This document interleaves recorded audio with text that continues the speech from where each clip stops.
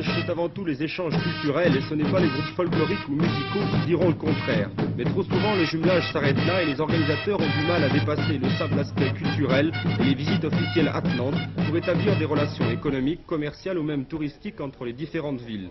Pourtant, à Valence, on y a songé dès 1977.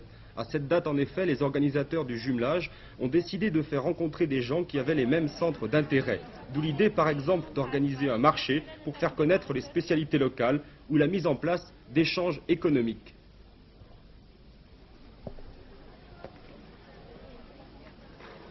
Les obstacles à un rapprochement économique entre deux villes jumelles sont essentiellement des obstacles de structure, de différence de structure économique entre les deux villes et entre les deux pays.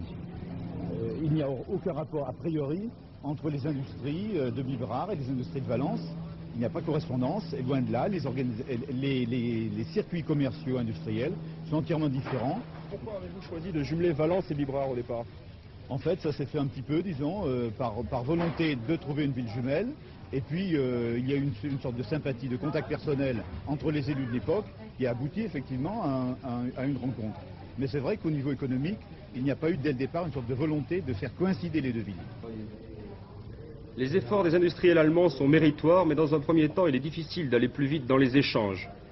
L'augmentation des flux commerciaux se heurte à de nombreux problèmes, comme les normes, la langue bien sûr, ou tout simplement la méconnaissance des marchés locaux.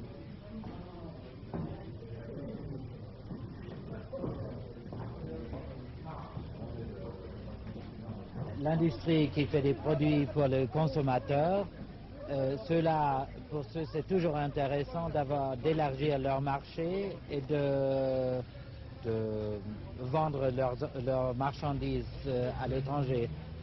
C'est un peu différent pour l'industrie de l'investissement, pour les machines, etc. C'est un peu comme pour les foires.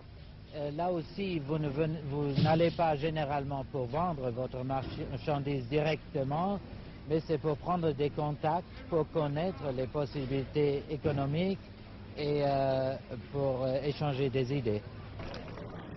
Il faudra du temps pour bâtir l'Europe de demain, tout le monde en est conscient ici. En attendant, la fête a repris ses droits, l'Europe, c'est aussi une affaire de cœur.